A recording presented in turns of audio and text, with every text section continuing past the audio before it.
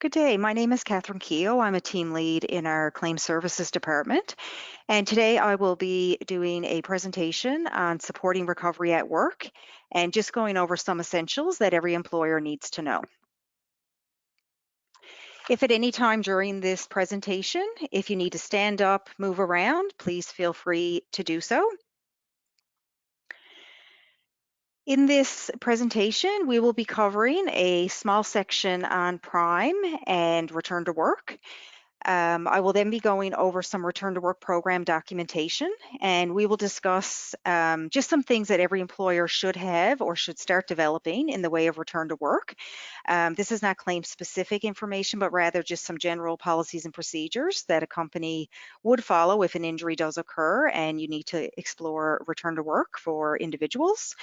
And then we will actually go over some claim specific return to work information, and we'll basically get into the nitty gritty as to how to use the information from a healthcare provider to determine if you can get an employee back to work. And once we go over that general information, we'll do a short case study just to apply that information. So getting into our first topic, which is the PRIME and return to work, and just to basically give you a short overview of our PRIME program. PRIME is WorkplaceNL's financial incentive program, and basically through this program, we really encourage employers to develop and enhance their occupational health and safety and return to work programs. By preventing injuries from happening, every worker gets to go home to their families at the end of the day. And if an injury does occur and you have a solid return to work program in place, it will lessen the financial impact to both the worker and the employer, which is obviously what all of us want to see. Prior to 2023, for small and medium employers, there wasn't a huge requirement in the way of return to work program documentation. So in 2023, there are some changes coming to PRIME. All employers will be required to complete some return to work education or have return to work programming in place. So overall, we're having more of a focus on return to work through the PRIME program.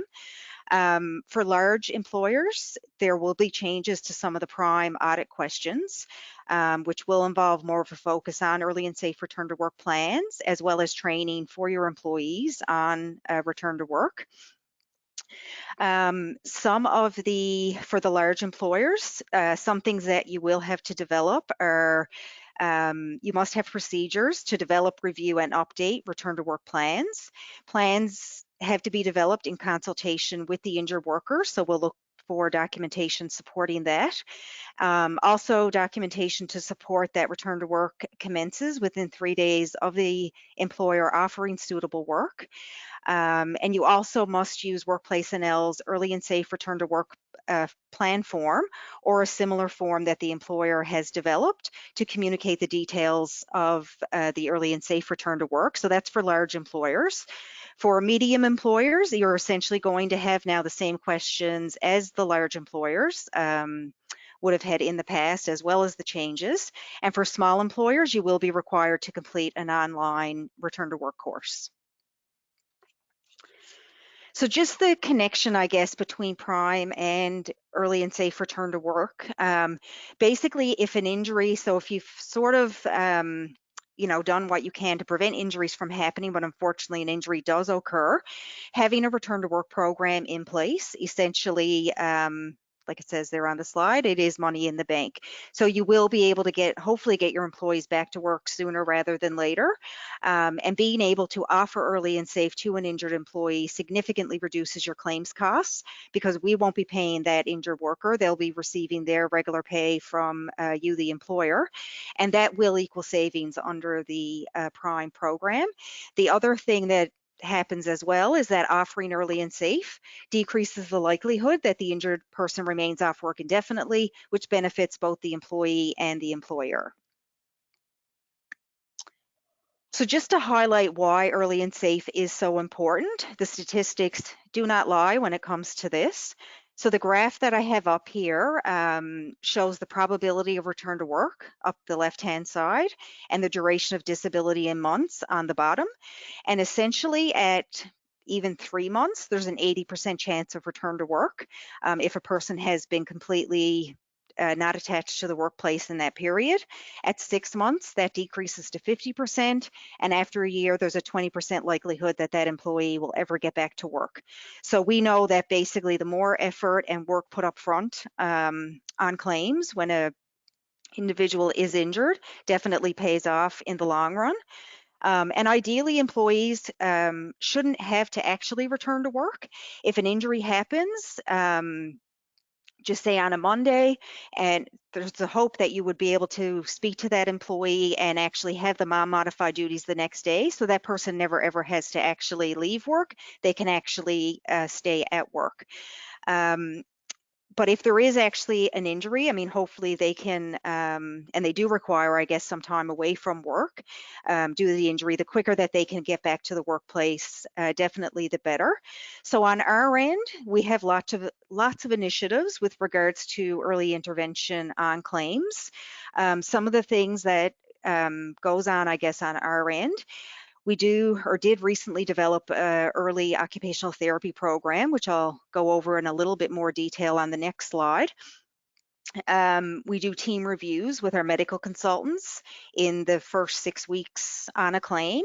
If there isn't any clear treatment going on, or we haven't actually been able to get the person back in a return to work program, we'll avail of those reviews just to kind of get some guidelines from our consultants. The return to work facilitators are involved as soon as the forms are received at WorkplaceNL. So we're jumping on that as soon as we know someone isn't connected to the workplace. We're touching base with all the parties to see if we can facilitate return to work. And in the instances where we have attempted to get the functional information from the healthcare providers, so it's those forms where the physician basically just has indicated that they're off work. We'll try to get that information, but if we are still not able to obtain that, we are making referrals for worksite OR. So basically to have an occupational therapist involved as early as possible to essentially get some objective function on the injured worker and then hopefully commence a return to work program. So the early OT program that I just referenced, so this basically happens before we've even made a decision on a claim. So really in the first like 2 weeks that a claim, I guess, comes in the building. Essentially, first we explore return to work. So the facilitator, as I just mentioned on the last slide, they will reach out to all the parties, the worker, the employer, and the healthcare providers to see if we can get the individual back in some sort of early and safe. If that doesn't transpire, the return to work facilitator basically will make a recommendation with regards to the early OT program, and then the case manager will refer that individual for early OT. So again, this is done before there's even been a decision on the claim. The person gets referred. It's essentially a 6-week long program, and we have had great success through this program with regards to getting people back to work. The occupational therapists, they'll do an initial assessment as well as complete a functional screen with the individuals. So we do get, I guess, a little bit more objective information to go on with regards to early and safe and trying to facilitate that. The other thing that's really nice about the early OT program is that they ideally like to meet in the workplace. So the first meeting between the worker and the employer ideally happens at the work site. So again, it's just reconnecting that individual back to the workplace. And from there, they'll develop goals and a plan for return to work. So the occupational therapist will contact the employer and discuss things like modified duties, modified hours, whether the person can be extra or whether they can be fully engaged. And they'll also want to know the employer's understanding of the return to work process and who the contact person is. We provide this on the referral form actually.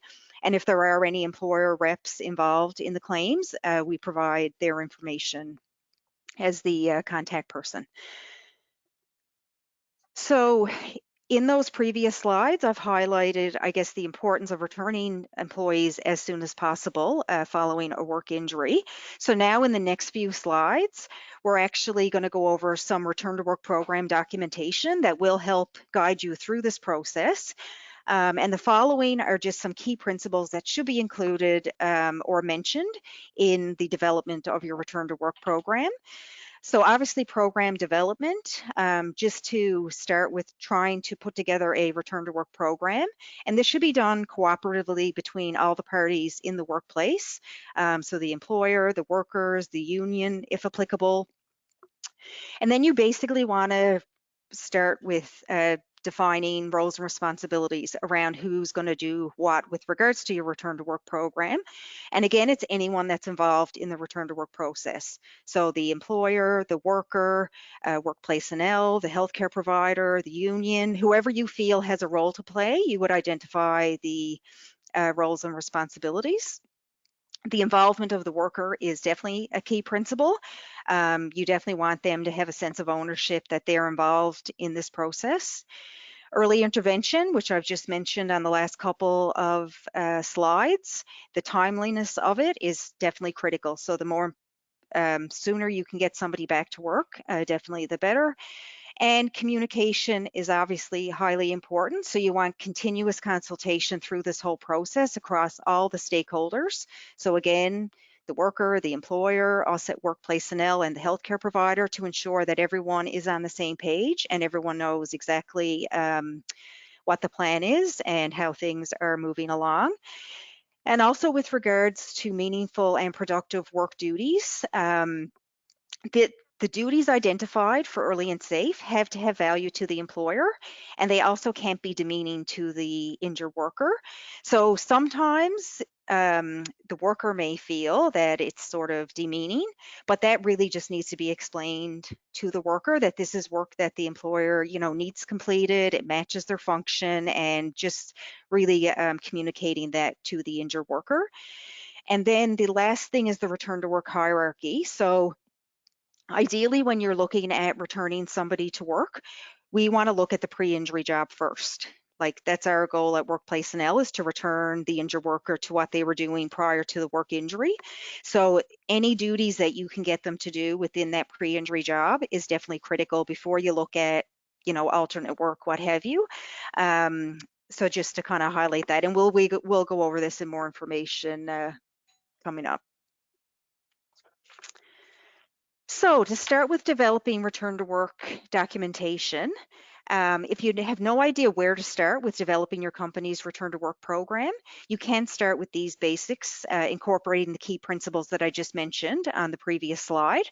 And you can start with developing policies, which is your written documentation, which is the company's position and expectation around return to work, as well as procedures, which is the kind of step-by-step guide relating back to the policies. So to kind of help you with, I guess, even trying to get an idea as to where to start, there are some industry-specific return to work sheets that I've actually developed. They're on our website under the employer tab. And if you go to the early and safe folder, there's forms right there for construction, manufacturing, healthcare, and service. And these sheets will actually walk you through some general challenges that each industry would see, and just some kind of general guidelines as to, I guess, how best to manage the return to work process, as well as the overall return to work program piece that we're going to be going through now. So for the return to work program documentation, there are three basic pieces of return to work documentation that would be recommended. And I'm going to walk through each of these now on the next few slides. The first would be a return to work policy statement, which many of you are probably familiar with if you've dealt with PRIME in the last several years. The second would be to have a flow chart, which would be basically a one-page document guiding all the different steps involved in the return to work process. And the third would be to develop roles and responsibilities. So for the return to work policy statement, it should include the following. So, and again, this should really only be at most probably a 1 to 2 page document. There are, if anyone needed samples, you can certainly reach out to us on this. But essentially, it's the employer's commitment to return to work. It's usually signed by the highest ranking officer with the company. So, could be an owner, director, what have you. So the first thing that really should be stressed in that policy statement is communication.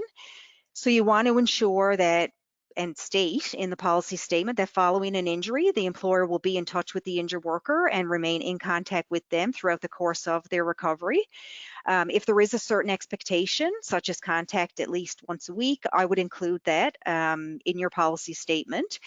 The other thing that you want to include is confidential information. So basically, how will you be handling your employees' personal information? For example, letters that you receive related to their claim, the copies of the medical reports.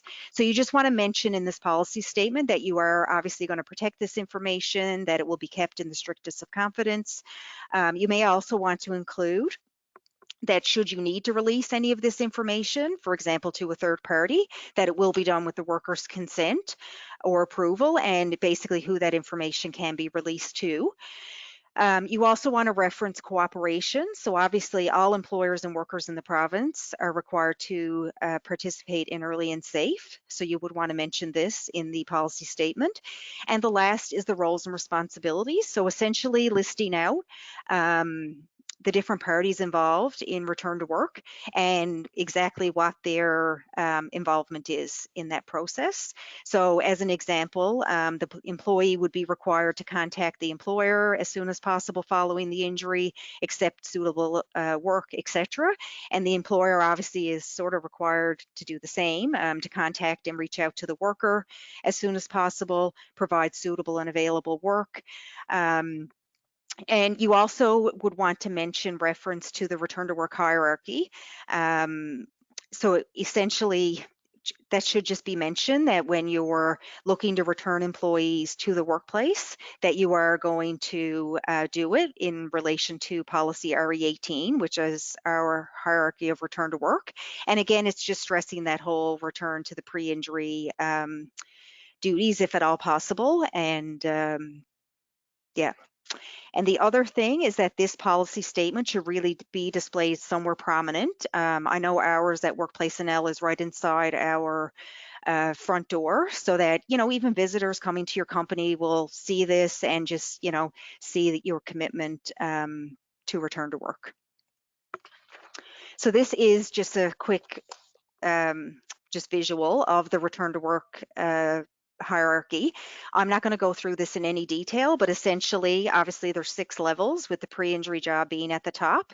And really, we just want you to, I guess, when you're exploring duties, that you really want to look at the pre-injury job before just you very quickly kind of jump right to the bottom to priority 6 and offer the employee alternate work. A lot of times, if you really look at the restrictions that the physician or one of the healthcare providers has given you, that person is probably able to be in the pre-injury job as opposed to being right down in alternate work.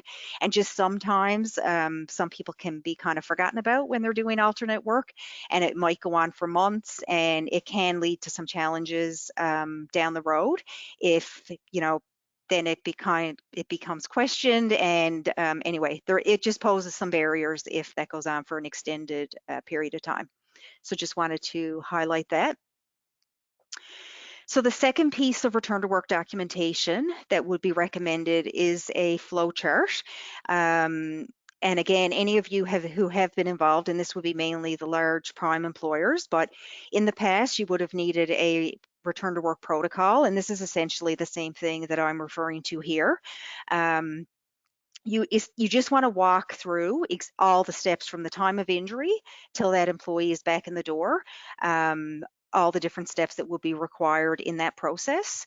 And again, it's identifying, even just by going through this exercise, you'll come across things like, you know, well, who will do the Form 7 on the employer's end? Who's going to receive the MD reports that the employee is bringing in? All those kind of little things that can cause delays if they're not thought about. before an injury happens. But yeah, so it basically, and another thing would be also who completes the early and safe return to work plan, because that is a requirement once somebody is back to work. That form would need to come into WorkplaceNL. So just again, just giving some thought to all that and having a flowchart actually developed. So this is just a sample one, obviously very simple. I have seen some very complex ones in my meetings with employers, but these are just some basic things to consider if you were looking at developing a flowchart. And obviously you can branch off this and, like I said, make it as complex as you want to make it, or as detailed as you want to make it, I should say. But you just want to include some like time frames and who's responsible for what when you go through that process. So the third is the roles and responsibilities. And again, you're essentially listing out exactly what each of these parties would be required to do in the way of return to work. So I've got listed there like the employer, the employee, healthcare providers, the union, if that's applicable in your workplace, and I'll set WorkplaceNL. So everyone essentially has a role to play, and to ensure that each claim is treated the same, everyone needs to know what their role is, and that really should be documented in like a policy or a procedure. And I just wanted to point out, I guess while we're on this topic as well, that it's really important to ensure supervisors and managers are educated on early and safe return to work, and that they understand the importance of returning employees as soon as they are able to. I know in my work as a case manager, and I even see it now as a team lead, like sometimes when the supervisors and managers aren't really up to speed on what early and safe return to work is all about, or they just don't understand the process, it can lead to some, I guess, issues down the road with return to work. So just really important that everyone is kind of educated in that regard. So basically now you've developed your return to work program. Congratulations. So now it's basically how do we get this information out to the staff?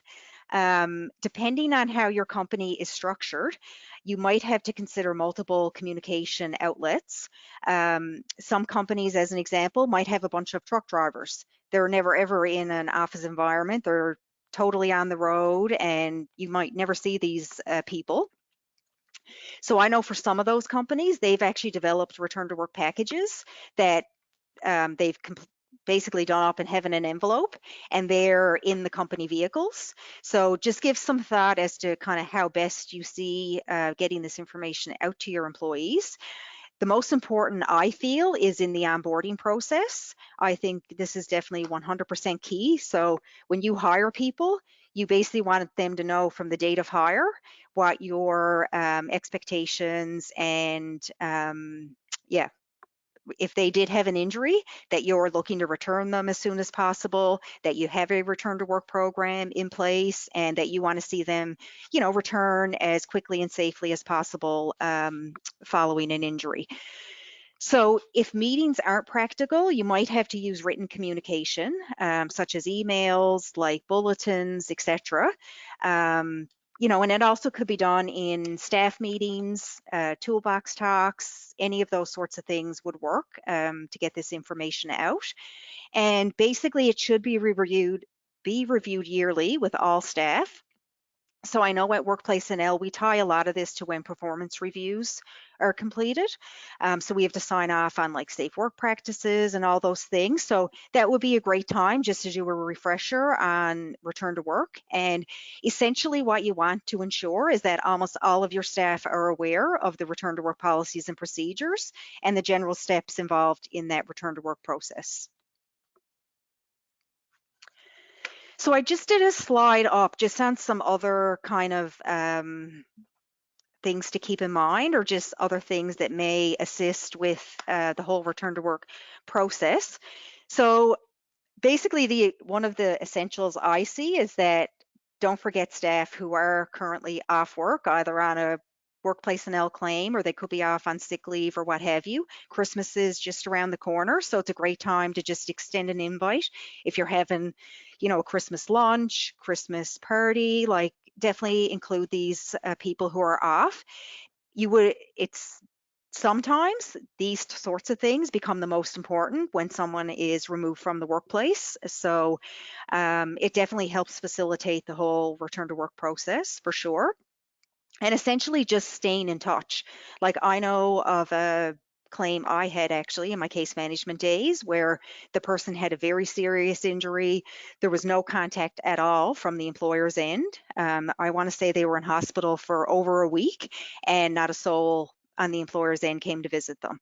So that's one thing that you really want to ensure is that like from the day one of that claim that you're really staying in touch with that individual and seeing how they're doing, because those little things, you can imagine how that person felt not seeing anyone from the workplace visit them. There's not going to be a huge incentive for that person to want to return to work because they just sort of feel forgotten about.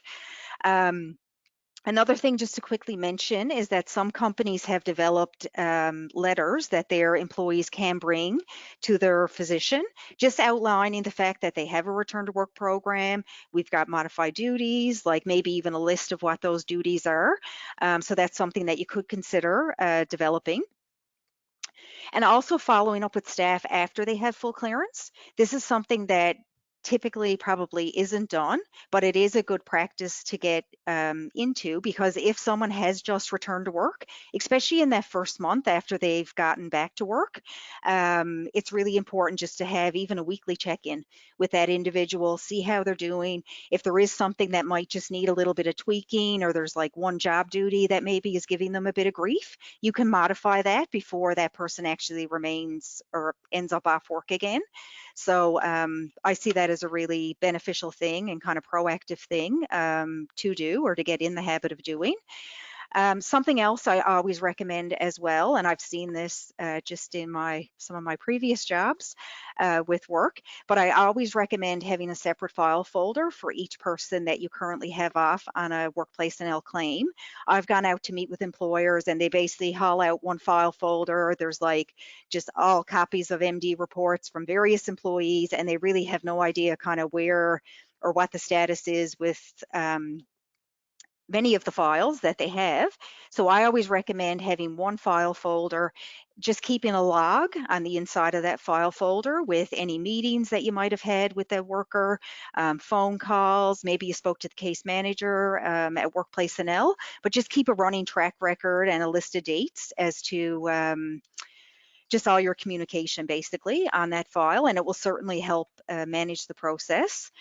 Also, cross-training your employees instead of waiting for an injury to happen. If you've actually, and I'm just thinking, I guess, even in, like, say, the manufacturing industry, if there's like different pieces of equipment that staff use, like cross-training the employees so that if somebody ends up off unexpectedly, you don't have to basically train them in at that point in time. You've already got that piece done, and it really speeds up the return to work process and obviously allows for more readily available early and safe return to work duties if that's already been completed.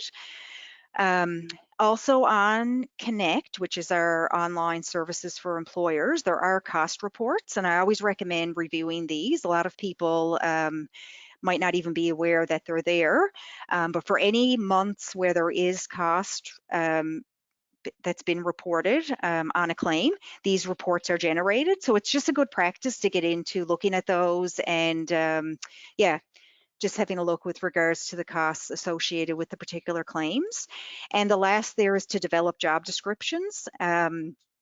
So I would definitely, it's the first thing we look for at WorkplaceNL if we have a new claim. We want to know basically what that person did prior to their work injury happening. So if you haven't currently, if you don't have any job descriptions, I always recommend with kind of starting either with the positions that typically see the the injuries occurring, or the ones that you feel, I guess, would have the most risk of an injury happening in those, and just start with kind of developing, couple a year or what have you, because it will help guide the return to work process for sure. So now that we've gone over all the return to work documentation, we're going to kind of move away from that and get more into the claim specific side of things. So basically what happens once an injury happens, and just walking through how early and safe actually comes to be. So when an injury happens, the thing that basically starts this whole process is an employee has the injury happen at work and they seek medical attention. So if that person goes to their family doctor, goes to an emerge, walk-in clinic, what have you, if an MD form gets completed or another healthcare provider form, that's what starts this process. So it could be like the chiro form, a physio form, or the MD form that the family doctors fill out. But that's essentially when we would need to be notified. So that form would come in to WorkplaceNL, and then that starts the chain of events then with regards to us reaching out for the Form 7 if you haven't already sent that in, and then to obtain the Form 6 from the injured worker. So if there is an incident at work, the person might not actually need any medical assistance. We would not need to know about that. So I know in the past I've had employers where they've been sending in Form 7s on almost every incident that gets reported at the workplace. So that's not necessary. It's only the ones where they actually seek medical attention. So on the Form 7, which is the employer's report of injury, and ideally that gets completed on our Connect system, the nice feature that with completing it on Connect is that it definitely gets to us quicker, but also as the employer, you'll know if there's any errors, if there's like fields missing information, you won't be able to submit it to us if any of those are incomplete. So, and I think we have a fairly high uptake now of those being completed through Connect. So just some things to keep in mind with sending us the Form 7. You have 3 days to send that into WorkplaceNL. And you need to provide pay information on all claims where the worker's losing time or they are doing full hours and modified duties, because the worker could go off at any point. So we need to have that information in order to set the rate. And you can object to a claim, but if you are objecting, you need to include a letter with rationale. Sometimes the claims get delayed being adjudicated because the box gets ticked, but we haven't actually got the letter hasn't been attached. So you want to ensure that that happens. And sometimes you actually aren't objecting, you're actually just supplying more information. So you just need to indicate that if you send further information, it's just that, it's not that you're objecting. And if it is a valid objection, you will be provided with a letter from our entitlement department on that. And with regards to the Form 6, I mean, a lot of employers fill that out with like when you're doing the Form 7, you'll sit and fill it out with the injured worker. So really encourage them to fill it out on the My WorkplaceNL portal. So I'm just going to walk you through exactly where that is now on our website. So here's our website here. You're going to go up to My WorkplaceNL Online Services at the top of the web page, and then just click on the Worker tab and Injured Workers, and then you would go right here, Submit a New Report, Form 6. So again, it's just complete error-free, and it's the quickest way for the injured worker to get that form to us. So once we have all 3 forms, that's when the claim would go to our entitlement department. So just quickly to go over, because I know it can sometimes be very confusing, especially at the early stages of the claim, you could be getting calls from any of these people that I have listed on the slide. So I just wanted to let you know essentially what each of these positions are involved with. So for claims registration, the claims registration clerk, this area is where the claim gets assembled. So they're looking to get the Form 7, the Form 6, ensure that all that information is complete. So they would be reaching out if there is any missing information on those forms that we're looking to get from you. The intake adjudicator may have to reach out to get additional information, such as clarifying job duties on repetitive strain claims and some information as well regarding any witness information, if there was that when the injury occurred. The return to work facilitator, again, they're involved probably, as soon as possible from the claims side. So they're reaching out to explore what return to work options may be available, as well as obtain job description information or any information really about the pre-injury job. So you can definitely anticipate a call from them for sure on anyone who isn't actually back to work at that stage. And then the case manager is also involved at the early intervention stage. So they'll actually reach out before adjudication happens, especially if there's any cooperation issues, and they will be the one to actually manage the claim once the claim's accepted. So they kind of see it right through from day one. So for the return to work process, like return to work should be explored as soon as possible. Some employers are kind of sitting back waiting for us to make a decision as to whether or not we're going to accept the claim. However, that's not the case. Right from the day of injury, you can determine whether or not you can get that person back in the workplace. And like I said on a previous slide, hopefully that individual can stay at work as opposed to having to return to work. And again, the return to work facilitators are involved right from the claims registration point. So as soon as we have a Form 6, Form 7, and the medical, they're going to be reaching out to find out if we can get that person back to work. So you also want to discuss return to work with the employee when they bring in each of the forms. So again, it could be the MD form. It could also be a physiotherapy form, a chiro form, because they all can be a primary healthcare provider. So the employee should really know who they're dropping this form into, and you want to have time to have a chat with the employee. What you don't want to see happen is that they're coming in with the form, during lunch when there's no one around, shoving it under a door. The whole intent of the employee bringing that form into the workplace is to have a conversation with the employer around whether or not they can return to work or when it's looking like they may be able to come back. So if you're busy when they come in with the form, just make a point of scheduling a quick meeting with them. Just wanted to point out that the employer is not entitled to any medical information, only the functional information. So some employees, I guess, voluntarily share some of this with the employer, but you definitely, as the employer, should not be probing for any sort of, specialist information, any diagnostics that the employee might be getting. That would not be information that you would be entitled to. And I just wanted to mention, so if there is no functional information on the MD form that you've received from the healthcare provider, I would discuss this with the worker and just make them aware that you as the employer need that information in order to review whether or not they can get back to work. And I would also have a conversation with the worker to make them aware that if there is, light duties or modified duties in the pre-injury job, that they're aware of that, and then they can have that discussion with their healthcare provider. And obviously you want to let the return to work facilitator or case manager know what work you may have available, so then we can reach out to the healthcare providers as well.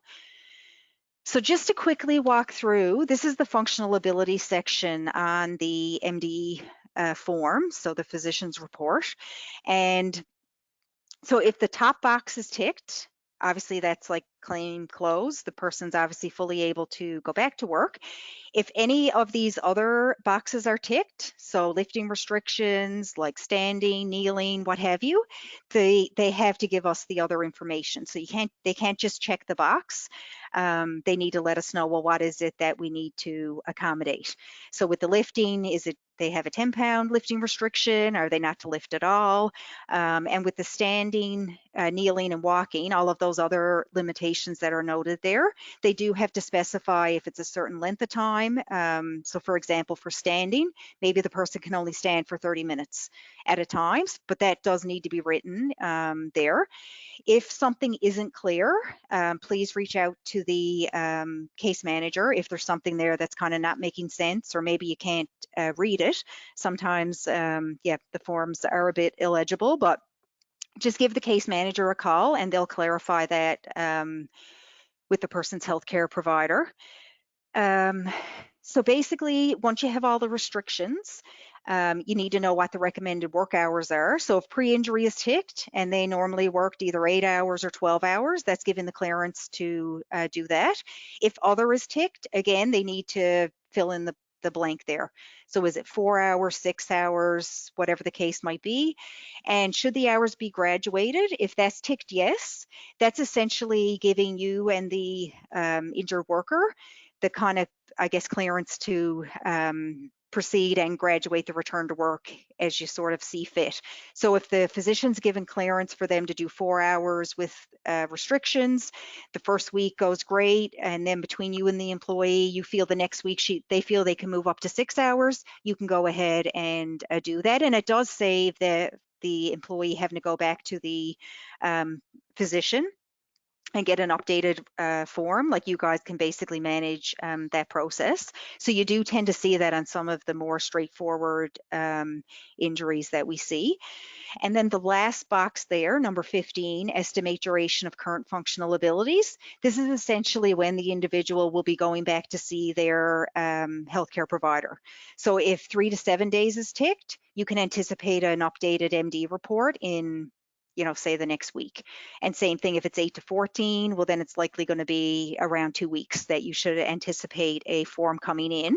So whatever restrictions are noted on this form, they essentially would be in place until that person goes back to see their physician at the next appointment. And again, you might see this form from a variety of people. Obviously, we have a major shortage of family doctors. So you may see forms, like I said, from chiropractors, physiotherapists, nurse practitioners.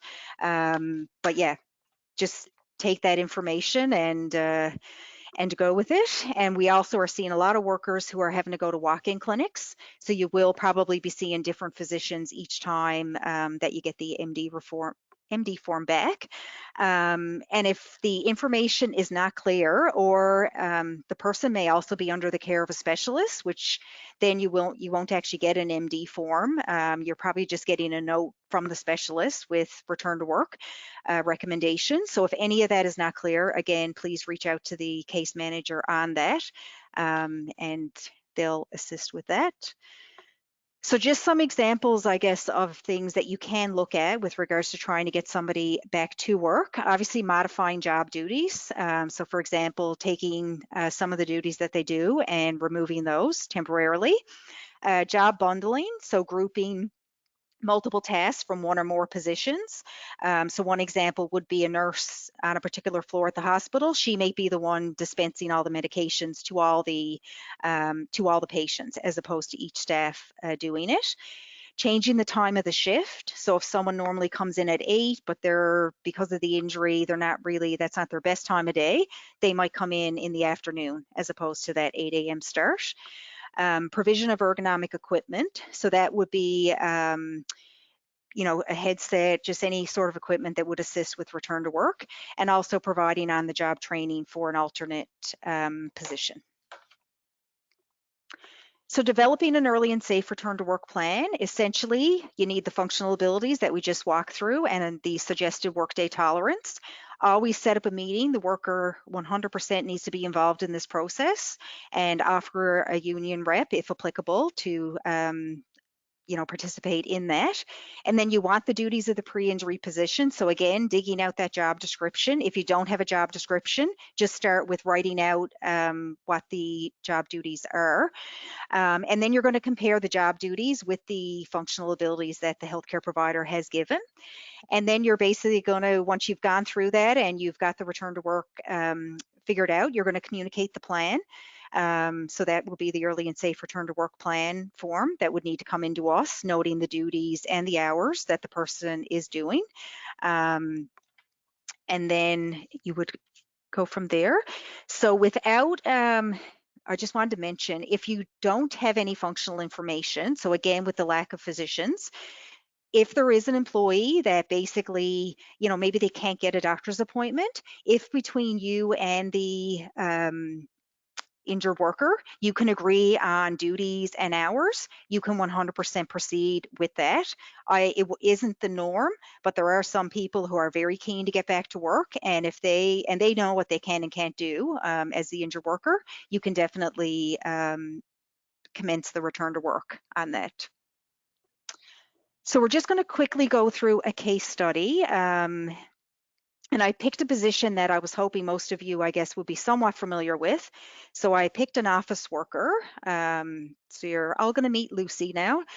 She's an office worker who sustained a low back injury while lifting a box of paper. So, one of those boxes with probably, 10 or 15 packs of paper in it. She was placed off work for 3 days, and now there's a new doctor's report available with restrictions noted on that. So just some quick things to keep in mind for an individual with a back injury. She's likely going to need to self-pace. And need some kind of postural flexibility. So for any of you who might have had a back injury in the past, you would definitely want the ability to sit, stand, walk around, etc. She's likely going to limit or need to limit her lifting and carrying, and she probably should avoid altogether long periods of standing and sitting. So these are the restrictions that we've just gotten back on her MD form. So it's no lifting greater than 10 pounds, no bending, and to avoid repetitive bending. The standing restrictions indicates as tolerated, same as the sitting, and 4 hours is what's being recommended. And she's due to go back to the physician in 3 to 7 days. So we're basically going to walk through what's going to happen now, or if we can get her back into her workplace.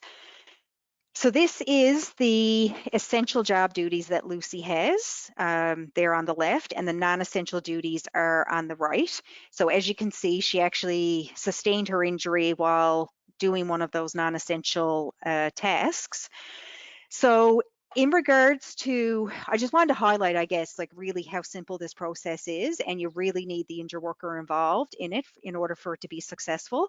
But you're essentially just going through the job description and indicating with regards to the functional abilities you've been given, which ones actually are a match. So obviously all these ones in green would coincide with those restrictions that the doctor has given to us. Just want to see. So the big thing or things that she's likely going to have an issue with would be the length of time typing. So that is probably, she is going to need some postural flexibility there. She might need somebody to help. I've got an X there with lifting the boxes of paper. That could be modified. Like I said, they're usually a box with probably 15 packages of paper. But ideally, if someone can kind of take care of that for her, that would be best, especially in the first week back. But that is something that could be modified for her. And she might need a headset. Like if she doesn't have a headset, that would give her that postural flexibility to answer the phone while she's, walking around and what have you. So if you go through this list and none of the duties are suitable or there's not enough work to make up the hours that the worker's cleared for, then you would look at the alternate work. So in this case, we don't have that issue. And I think that's everything that I've got covered off there. Oh no, sorry. Go back for once. So once Lucy, so again, as you can see, she's just doing pretty well all of her essential job duties. So on our end, we would likely keep this claim open for a week and then close it. And if everything is fine, like there aren't any issues, and we would confirm that with you and the injured worker. She may need for a period of time for someone to help out with those boxes of paper and to run the errands, but they're not essential job duties. So we would still close the claim on our end if you've agreed that that isn't an issue on your end.